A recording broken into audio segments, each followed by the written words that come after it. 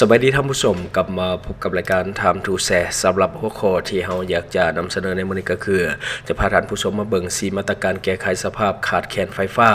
ในสปป.ลาวในปัจจุบันท่านชอนชัย ศรีพันดรนายกรัฐมนตรีรายงานต่อกองประชุมสมัยสามัญเทื่อที่9ของสภาสุดที่9เกี่ยวกับการจัดตั้งปฏิบัติแผนพัฒนาเศรษฐกิจสังคมแห่งชาติแผนงบประมาณแห่งรัฐและแผนเงินตราระยะ6เดือนต้นปี2025และทิศทางแผนเวียกในคงเขตเศรษฐกิจโดยเฉพาะการแก้ไขปัญหาสภาพขาดแคลนไฟฟ้าในวันที่9มิถุนายนปี2025นี้ว่าการแก้ไขปัญหาสภาพขาดแคลนไฟฟ้าได้สุมใส่แก้ไขสภาพขาดแคลนไฟฟ้าและได้เล็งสุกโยโครงการแหล่งผลิตไฟฟ้าที่อยู่ในบุรีมาสิทธิ์เส้นข้อที่1ก็คือโครงการก่อสร้างเขื่อนไฟฟ้าน้ำเงิม3ที่ว่าเป็นของรัฐวิสาหกิจไฟฟ้าเองให้สำเร็จในปี2027ซึ่งว่าในปัจจุบันได้รับแรงทุนจากภายในประเทศเพื่อมาก่อสร้างให้สำเร็จตามแผนการและข้อที่2ก็คือจะมีการสุกโยโครงการพลังงานแสงตะเวนขนาดใหญ่12จุดบุรีมาสิทธิ์กำลังติดตั้ง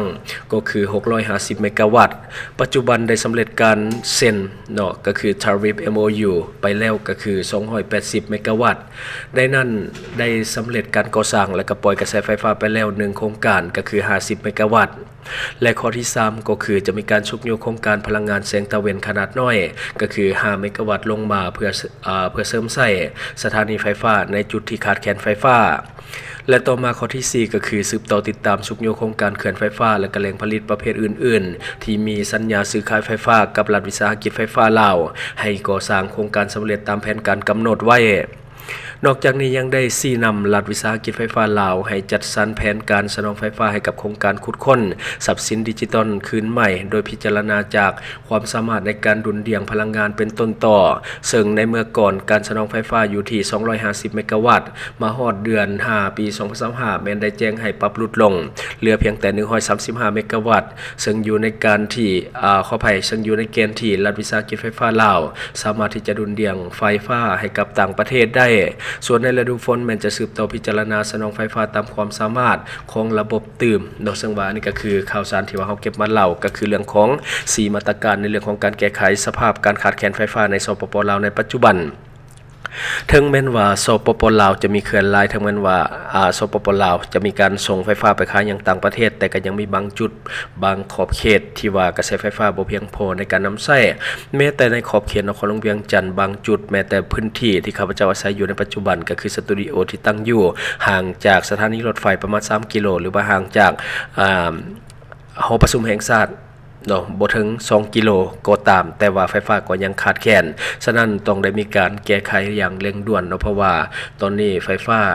ก็ถือว่าบ่ค่อยพอกับการต้องการน้ำใช้ตัวจริงยิ่งเป็นช่วงฤดูร้อนหรือว่าช่วงที่มีอากาศอบอ้าวยิ่งเฮ็ดให้ความต้องการน้ำใช้ไฟฟ้ายิ่งเพิ่มขึ้นเพื่อตอบสนองกับความต้องการน้ำใช้ตัวจริงเนื่องจากว่าในปัจจุบันการขยายตัวของตัวเมืองมันเพิ่มขึ้นและการเรื่องของการขยายธุรกิจต่างๆที่มีการน้ำใช้กระแสไฟฟ้าก็เพิ่มขึ้นเช่นเดียวกันและก็เพิ่มขึ้นแบบก้าวกระโดดฉะนั้นความต้องการไฟฟ้าอาจจะต้องได้เพิ่มกำลังให้มันหลายขึ้นซึ่งว่าในปัจจุบันข้าพเจ้าเองก็ได้มีการเขียนเสนอให้กับไฟฟ้าลาวให้มาเปลี่ยนเรื่องของหม้อแปลงหรือว่าหม้อยกไฟให้มีกำลังที่สูงขึ้นเพราะว่าในปัจจุบันกำลังไฟฟ้านี่ถือว่าบ่เพียงพอกระทบการใช้ชีวิตกระทบการเฮ็ดธุรกิจในครอบครัวในปัจจุบันอันนี้ก็คือเรื่องราวที่ว่าเฮาเก็บมาเล่าสู่ฟังหวังว่าท่านจะได้รับสาระดีๆสำหรับท่านที่ว่าเบิ่งรายการเฮาอยู่คิดเห็นจะได้กับสิ่งที่ว่าเฮานำเสนอไปก็อย่าลืมฝากไว้ภายใต้คอมเมนต์ของเฮาและข้าพเจ้าจะเข้าไปอ่านด้วยตนเองและก็ขอฝากสำหรับท่านใดที่ว่ามักกินดิบกินแดงรับก้อยซอยจุเลือดแป้งหรือว่ามักดื่มแอลกอฮอล์เป็นประจำตอนนี้จะส่งผลเสียต่อตับอย่างแน่นอนหลายท่านหูอยู่แก่ใจการกินดิบก็คือนำเชื้อโรคเข้าสู่ร่างกายของท่านบ่ว่าจะเป็นใบไม้ในตับสารตับหรือว่าไวรัสตับการดื่มแอลกอฮอล์ก็เป็นโทษต่อร่างกายโดยเฉพาะตับก็คือฤทธิ์แอลกอฮอล์จะทำลายเซลล์ตับโดยกงและก็เฮ็ดให้ตับแข็งและก็กลายเป็นพยาธิตับแข็งในที่สุดซึ่งว่าคนลาวเฮานี่ดื่มหลายก็เป็นพยาธิตับแข็งหลายในแต่ละปีแล้วก็เสียชีวิตจากโรคตับค่อนข้างที่จะหลายเป็นอันดับต้นๆในแต่ละปีเช่นกันและก็ขอฝากสำหรับคนลาวในปัจจุบันเงินกีบอย่างอ่อนค่าอยากให้ทุกคนช่วยกันพยุงค่าเงินกีบให้กลับมาแข็งค่าดังเดิมและก็อย่าลืมส่งเสริมสินค้าที่เป็นของคนลาวที่ผลิตภายในลาวเพื่อลดผลการนำเข้าสินค้าที่บ่จำเป็นจากต่างประเทศ